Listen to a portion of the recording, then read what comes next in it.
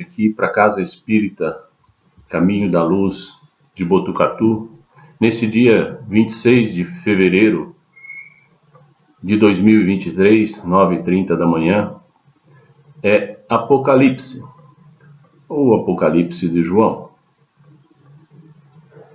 E para podermos refletir esses poucos minutos sobre o Apocalipse, é necessário, primeiro, que falemos um pouco, relembrando sobre o que já estudamos sobre evolução. Porque evolução e Apocalipse estão diretamente relacionados. E veremos, no final, que essa afirmação que acabo de fazer será confirmada. Ao que nos é dado conhecer, no princípio de tudo, existia somente Deus, nosso Pai. E então, o Criador deu vida ao Espírito e em seguida ele criou a matéria, o que fez a conformação ou a configuração do mundo se tornar trino. E esse trio se resume a tudo o que existe no universo: Deus, Espírito e matéria. Ao decretar a lei da evolução, lei do progresso, nosso Criador determinou que tudo começaria na sua forma mais simples e evoluiria até atingir a maior perfeição possível. E assim, o Espírito inicia como princípio inteligente e trilha sua longa senda evolutiva, passando pelos reinos mineral, vegetal, animal, e deixa de ser um princípio inteligente para se tornar espírito ao adentrar na fase hominal ou humana. A matéria, como assim denominamos, teve o seu início como fluido cósmico universal, que é o mesmo que energia, e sofreu as mutações e manipulações ao longo dos tempos até atingir o estágio evolutivo em que se encontra nos dias presentes. Se Deus é a inteligência suprema, por seu lado, a criatura ou o princípio inteligente é, portanto, também uma inteligência, mas que inicia em estado primitivo. O princípio inteligente, que um dia se tornará espírito, nasce desprovido de corpo e de fala e de qualquer outro tipo de artifício que lhe permita se manifestar, se comunicar, seja de forma visual ou audível.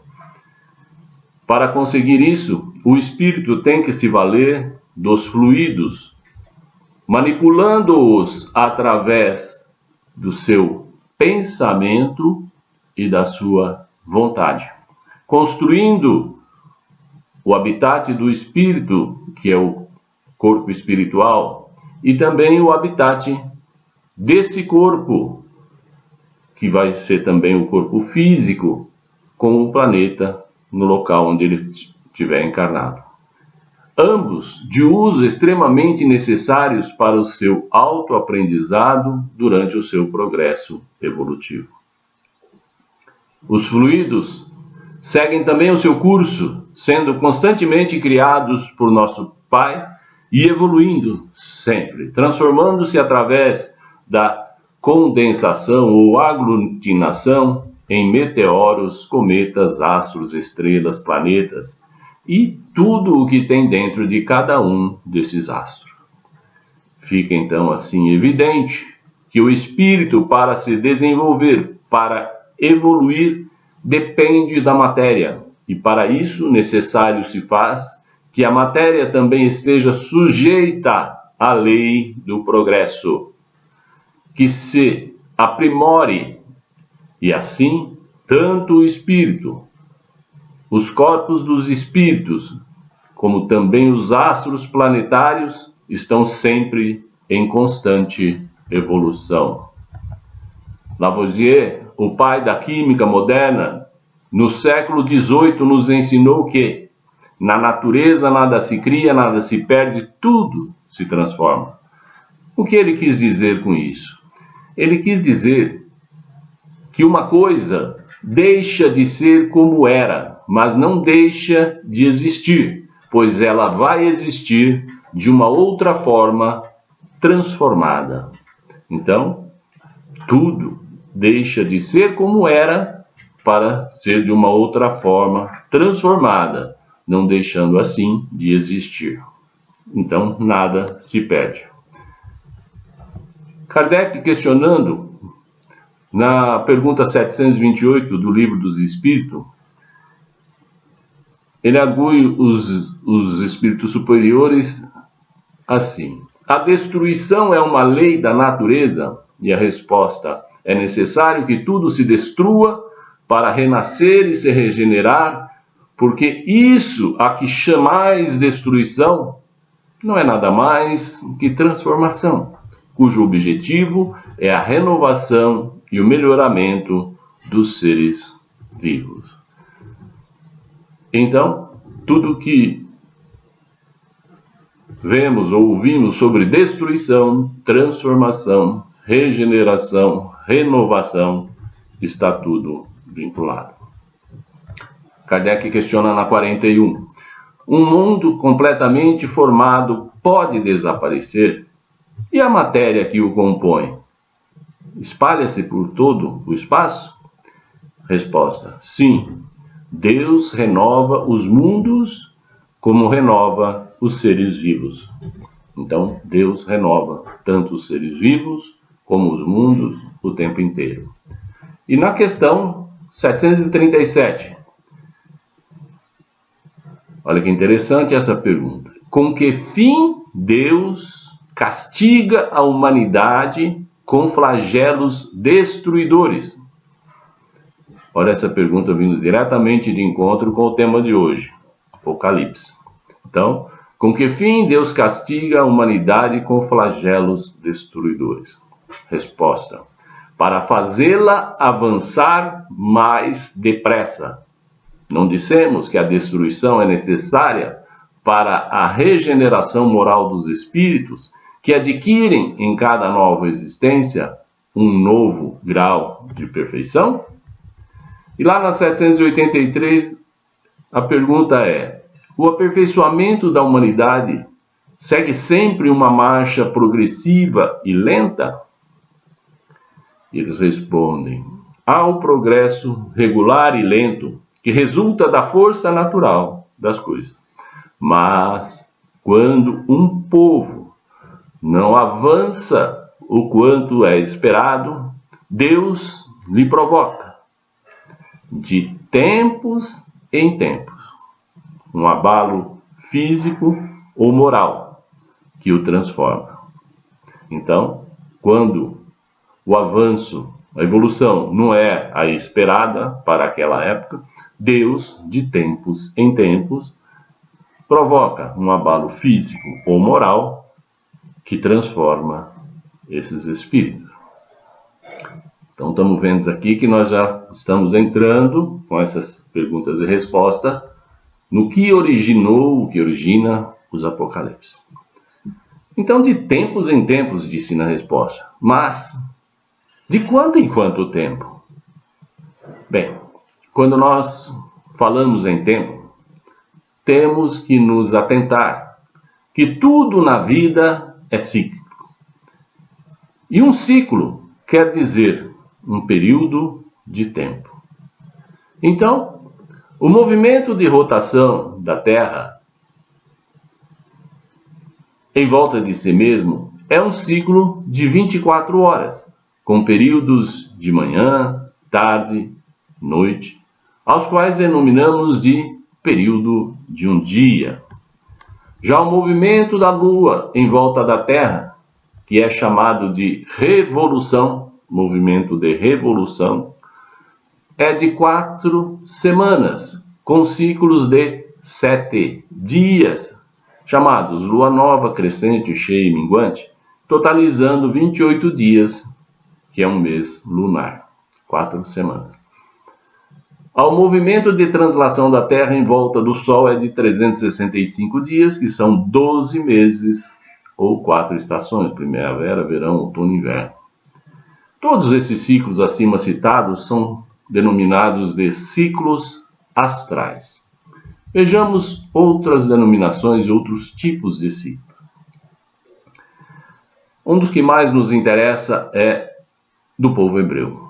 O povo hebreu contava ou calculava o seu tempo por ciclo das comemorações das festas religiosas tradicionais do povo judeu. Então, ciclo das comemorações das festas religiosas do povo judeu. Como, por exemplo, Tabernáculo, Páscoa, Pentecostes e assim vai.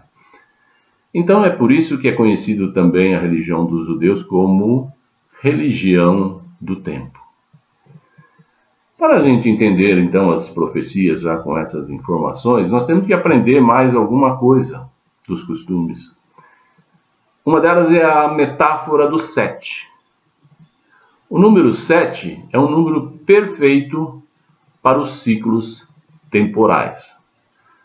Se não, vejamos. Lá em Gênesis 2.2, fala sobre a semana da criação. E lá no final, e havendo Deus acabado a sua obra, descansou no 7º dia. Olha o 7 aí de novo. Outro conceito que precisamos conhecer é o conceito do Shavua. Escreve Shavua e se lê Shavua com V, Shavua, que quer dizer 7 vezes. Shavua quer dizer 7 vezes. 7 vezes o quê? 7 vezes alguma coisa. Uma unidade de medida, por exemplo, quilo. Então, uma Shavua, quilo é 7 quilos. Shavua, arroba, são 7 vezes 15, dá 105.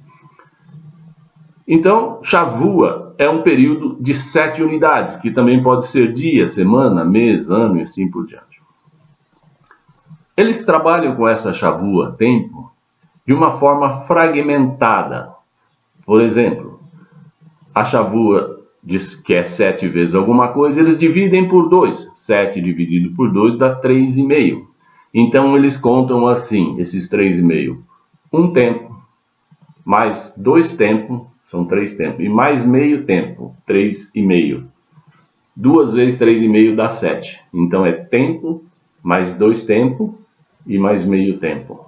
Tá? Ou se não, meio tempo, mais 1 tempo, mais 2 tempos. Dá 3,5. 2 conjuntos desses dá 7, que se forma uma Shavua, tá? No mundo israelita. Bom, vamos ver então, eu já disse que eles contam o tempo pelas festas, o calendário das festas dos judeus. A Páscoa começa no primeiro mês, no 7º dia, ó, o 7. Dura 7 dias, vai até o 14º dia, que é o dia da Páscoa. Então, tem uma duração de 7 dias. A segunda festa começa ao terminar essa, em seguida. É a festa de Hametz, ou pães asmos, que quer dizer pão sem fermento. Durava também mais 7 dias. E depois vinha a festa, na sequência, a festa da primícia, também chamada de festa Bacurim, que também dura mais 7 dias.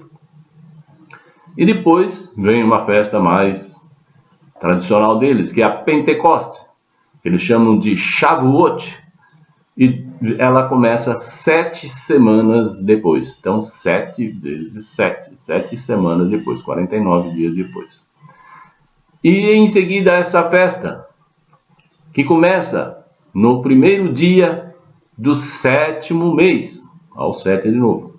É a festa das trombetas, onde eles ficam 10 dias em expiação, tá? E todo dia é tocado um berrante, só que não é um berrante como o nosso de boi, é de um chifre de carneiro, chamado shofar. Então esse berrante toca todos os dias, e o povo judeu, nesses 10 dias, ele faz a sua expiação, ou seja, ele fica rememorando todos os erros que ele cometeu no ano passado, né? E ele se arrepende, ele pede perdão. Aí, terminado esses 10 dias, vem o dia do perdão, chamado de Yom Kippur. E nesse dia ele vai ser julgado se ele se arrependeu, se ele realmente pediu perdão. Então ele vai ser registrado no livro da vida e vai poder viver mais um ano. Se ele não for aprovado, nas crenças dele, alguma coisa vai acontecer e ele não vai viver mais este ano. Então, depois vem a festa das tendas, a famosa tabernáculo. É uma festa que dura 7 dias. As casas deles não têm telhas como nós, eles têm uma laje e um parapeito. E é nessa laje que eles fazem as 3 orações diárias. Então, no tabernáculo, eles montam uma tenda nessa laje e a família passa a morar na tenda durante os próximos 7 dias. O que significa isso? A tenda eles entendem como o corpo que a gente usa nessa vida. E a laje é uma indicação que eles estão no deserto, quer dizer, ao ar livre, demonstrando que nós somos peregrinos nessa vida. Estamos aqui apenas de passagem, e lá eles ficam por 7 dias.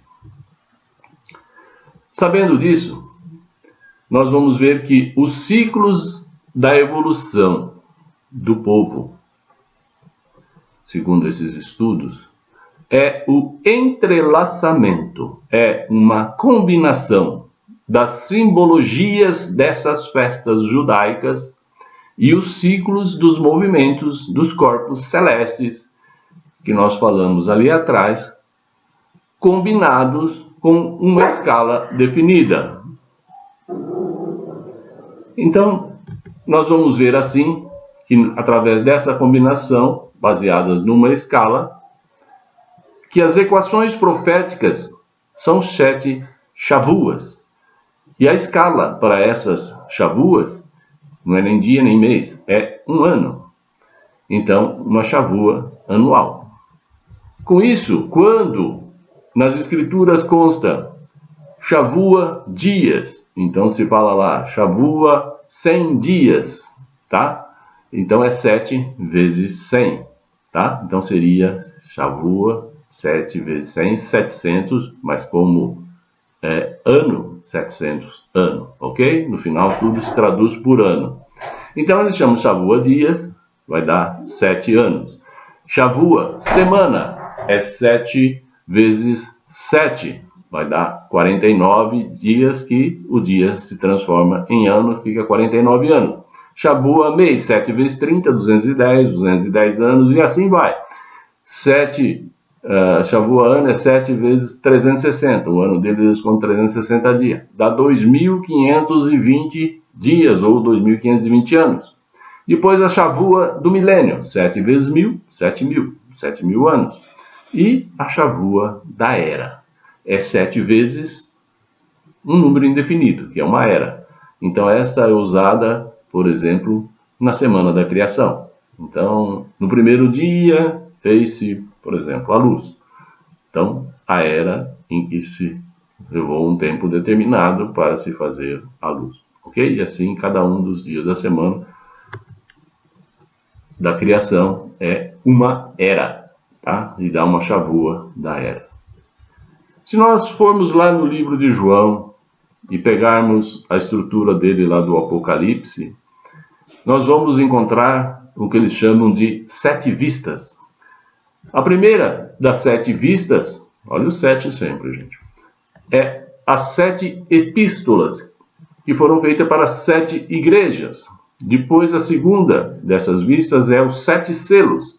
O terceiro é as 7 trombetas. O quarto são as 7 figuras místicas, tá? As figuras místicas, as 7 são a mulher vestida de sol, o dragão vermelho, o filho da mulher, a primeira besta que emerge do mar, a segunda besta que levanta da terra, o cordeiro do monte Sião e o filho do homem sobre a nuvem.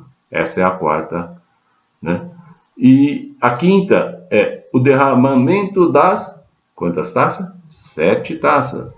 O sexto é o julgamento e queda da Babilônia. E o sétimo, final, é as glórias da Nova Jerusalém. Procurem começar a imaginar qual é a Nova Jerusalém. Se vocês não souberem, no final a gente comenta. Bom, nós temos que entender que cada símbolo do Apocalipse não é um acontecimento. Por exemplo, Adão não é um homem. Não se fala de Adão como a vida do homem Adão, mas sim um ciclo de evolução planejada para aquele período. Então, o ciclo da raça adâmica. Tá? Quando se fala Adão, está se falando de um povo e de um período da raça adâmica. Ok?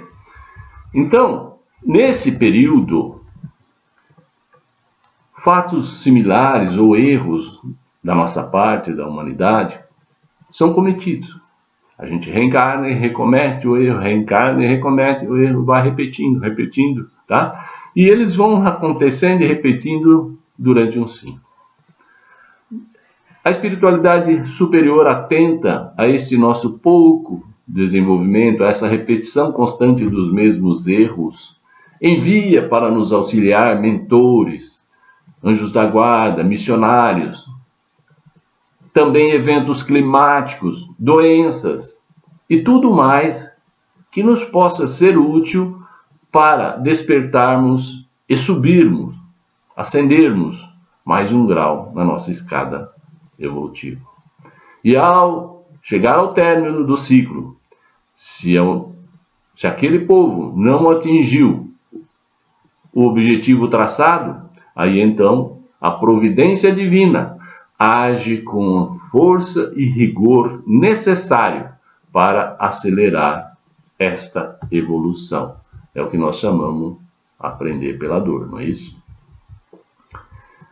Mas de quanto em quanto tempo? Quando que acontece o Apocalipse? Lembremos lá que falamos agora há pouco. Quando um povo não progride tão depressa como deveria, Deus o submete de tempos em tempos a um abalo físico ou moral que o transforma.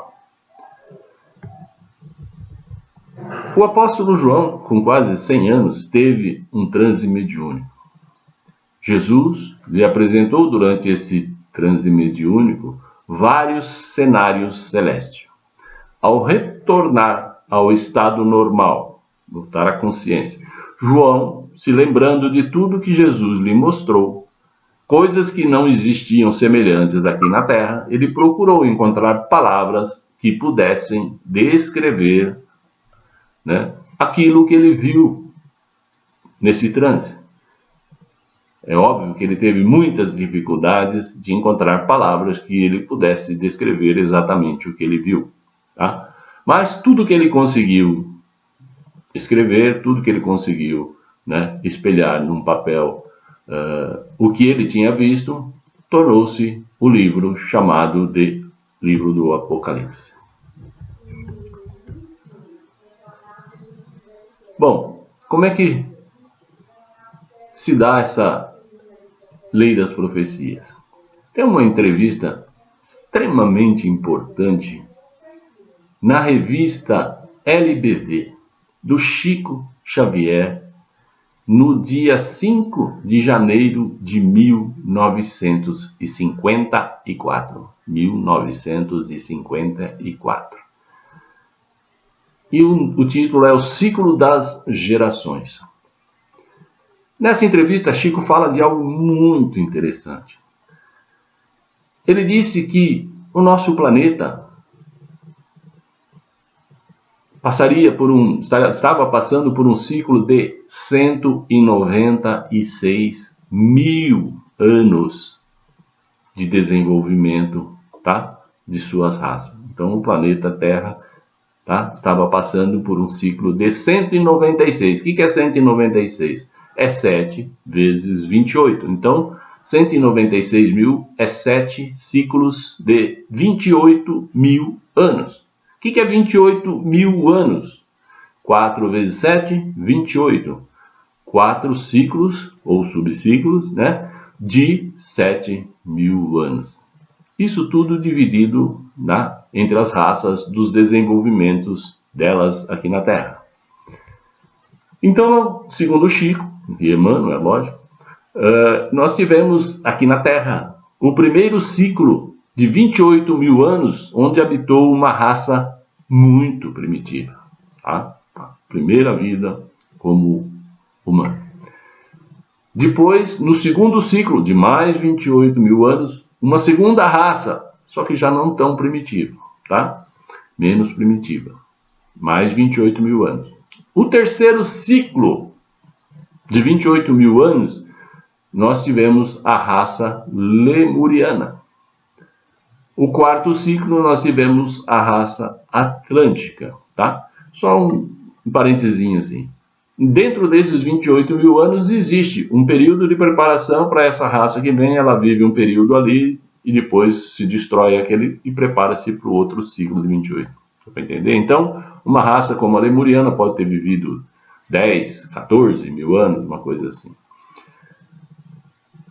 E o quinto ciclo são os nossos irmãos, né, exilados de Capela, os capelinos. Então, o quinto ciclo é da raça capelina. E o sexto ciclo, tá, é da raça adâmica. E o sétimo ciclo está por vir ainda. Ok? Então, nós temos bastante tempo pela frente.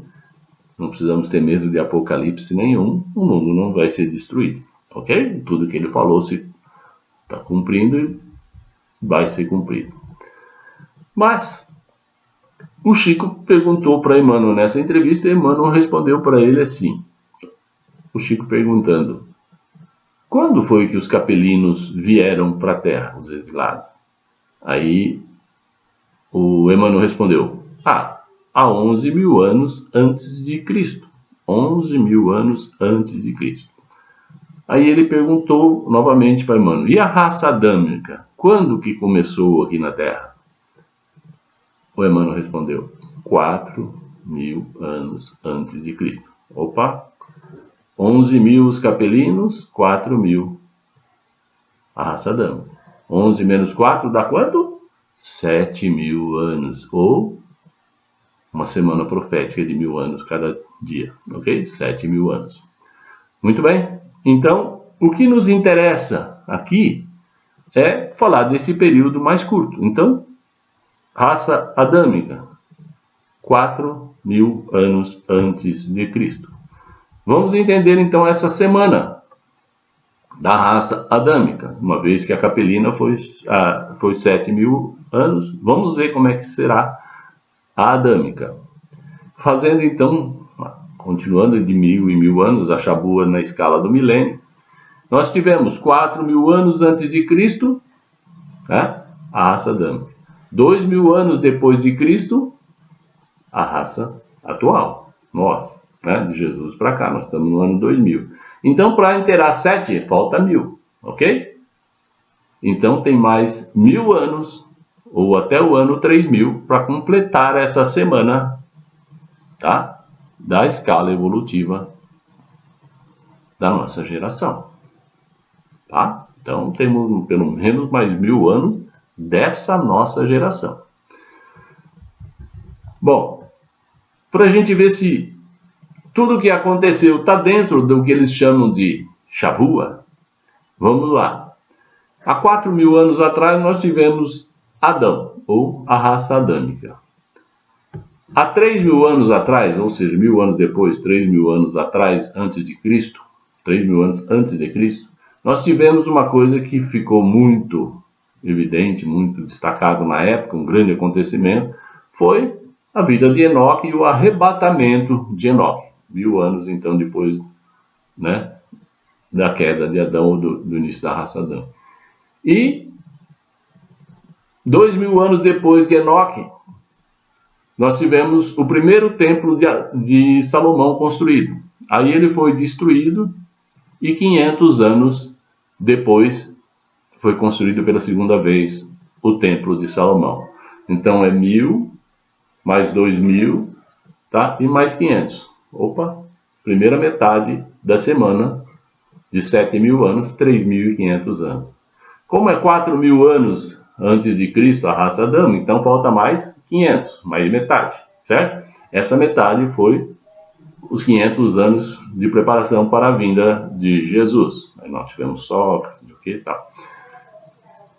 E ali nós tivemos o que se chama, nessa medição, o terceiro templo de Salomão, que foi chamado, está sendo chamado de Templo de Jesus. Mas Heitor, não tem um terceiro templo lá. Estão falando em construir, verdade. Mas lembremos que Jesus, lá no templo, falou para seus apóstolos assim: eu destruirei este templo. E em 3 dias, o que vocês lembram de 3 dias? Em 3 dias eu erguerei outro templo. Bom, então aí completou os 4.000 anos. Depois nós vamos falar desse templo terceiro. 4.000 anos, tá?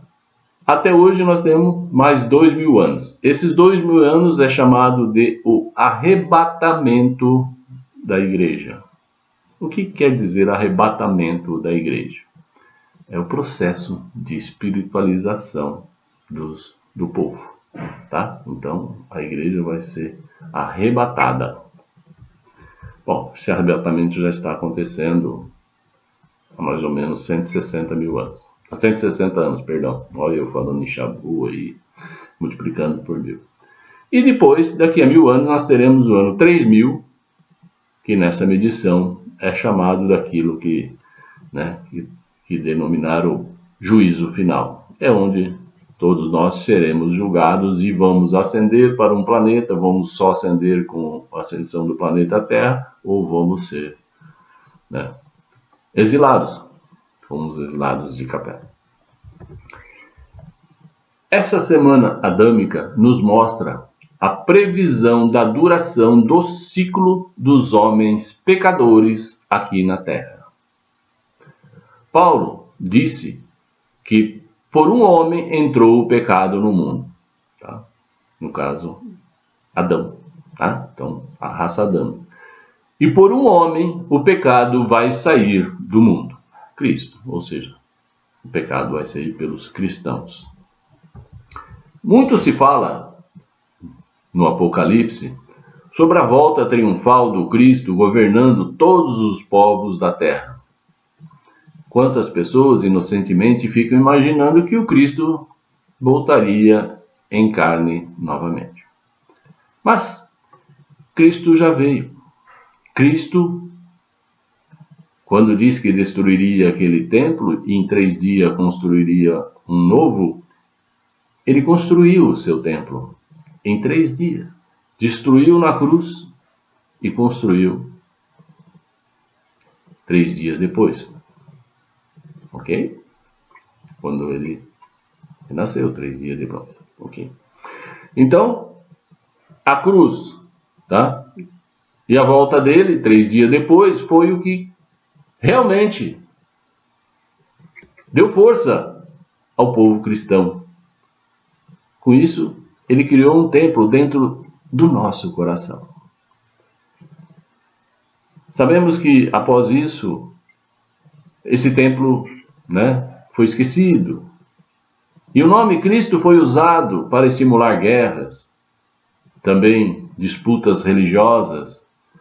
Mas agora, nesse arrebatamento das igrejas, ele está voltando. E aos poucos, ele está ocupando o coração de cada um de nós.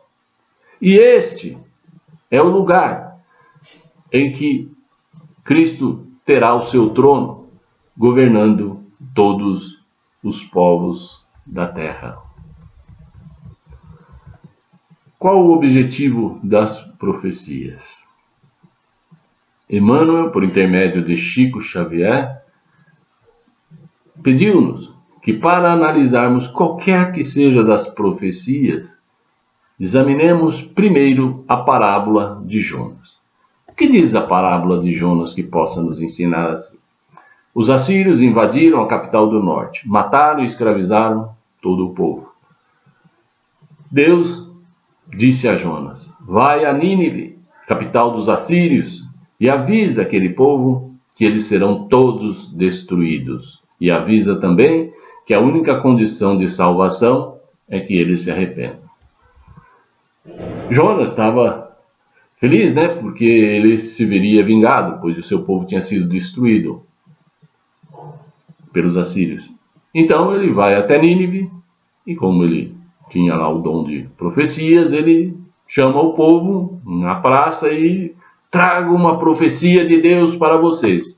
A multidão se reuniu para saber qual era a profecia.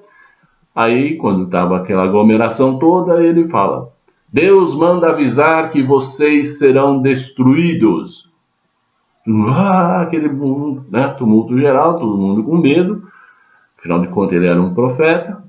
E aí eles começaram a perguntar, os mais entendidos, perguntar, mas qual é a condição nossa de salvação? Não, ele nem queria dizer, eles forçaram até que ele falou, não, a única condição é que vocês se arrependam, mas vocês não vão se arrepender mesmo, então vocês vão ser destruídos. E nessas condições que eram dadas, segundo a crença dele, durante 40 dias eles faziam uma penitência, como Jesus fez no deserto, e orando, eles teriam que se arrepender nesses 40 dias. E assim eles fizeram. E se arrependeram. E assim não foram destruídos. Como eles não foram destruídos, Jonas queria vingança. Então Jonas ficou chateado. Poxa, o meu povo foi destruído e o deles não. Aí ele estava muito triste, muito cansado. Ele dormiu do lado de uma pedra. Aí ao acordar, ele viu que tinha uma pequena arvinha nascendo perto dele. Achou interessante, tal. Virou do lado, continuou dormindo. No outro dia, quando ele acordou, a arvinha já estava bem maior. Ele, nossa, como cresceu. Aí dormiu de novo, estava muito cansado. No terceiro dia, a hora que ele acordou, a árvore já estava frondosa e tinha coberto ele e dado uma sombra muito agradável. Aí ele se apaixonou pela árvore, gostou, puxa, que benção, Deus, vendo que Jonas estava daquele jeito, aproveitou e mandou uma praga, que foi lá, enquanto Jonas dormia, matou a árvore. Jonas, ao acordar, vendo a árvore morta, se revoltou contra Deus. E resmungou, e ficou bravo, e não sei o quê. E o Senhor, vendo a revolta de Jonas, lhe perguntou, Jonas, por que você está bravo? Não destruiu o povo. A única coisa que me restou foi a árvore. E a árvore está destruída. Aí Deus falou para Jonas, Jonas, você se apegou a essa árvore durante 3 dias e criou um amor eterno imenso por ela. E agora está triste porque ela foi destruída. E você, Jonas, queria que eu exterminasse aqueles meus filhos depois de amá-los há tanto tempo? Então, qual é o resultado? O que nós tiramos dessa profecia? Os assírios se arrependeram. E era isso que Deus queria, que eles se arrependessem. Então, a profecia nada mais é do que uma advertência para que os filhos de Deus se arrependam. E assim a profecia não se cumpre. Okay? Então a profecia é feita para não ser cumprida. Basta que a gente faça o que está programado e que a gente sabe que tem que fazer. Muito do que foi profetizado no Apocalipse, como é escalonado, já se cumpriu, e outro tanto ainda está por vir. Cabe a nós apenas fazermos a vontade de Deus, que é que a gente progrida, para que elas não se cumpram. Porque, se fizermos, nós sabemos que ninguém paga o que não deve. Todos nos preocupamos com o nosso aprimoramento, com o nosso crescimento, principalmente moral, espiritual. E com isso nós vamos lapidando a humildade, a tolerância, a paciência, o perdão. E isso é muito difícil para nós. porque nós somos muito resistentes em melhorar nessas áreas. Como é difícil da gente se melhorar, eu entendo que o melhor caminho para que a gente se melhore é a gente se destacar de nós e passarmos a nos preocupar, a contribuir com a evolução coletiva, auxiliando o nosso próximo da maneira que pudermos. E assim, sem perceber, nós estaremos evoluindo. O planeta Terra está contaminado, e a culpa dessa contaminação é nossa, que habitamos nesse planeta. E este planeta precisa fazer a autolimpeza para que ele possa ascender como planeta. Essa limpeza será feita ao longo dos anos, escalonadamente, segundo os meios que o planeta tem de se auto-equilibrar. O verdadeiro significado da palavra Apocalipse é revelação. Apocalipse é revelação. Por isso se fala muito hoje em dia em ganhar consciência. Precisamos ganhar consciência. Existem inúmeras previsões de revelações que estão por ocorrer nas áreas médicas, jurídicas, políticas, religiosas, criminais, escravagistas e por aí segue. Muito nós vamos saber do que realmente acontece e que nos é omitido. Aqueles que têm preferência pela catástrofe, aqueles que gostam de filme de terror, dizem que a maioria da população não resistirão, ao tomarem conhecimento dessas inúmeras revelações.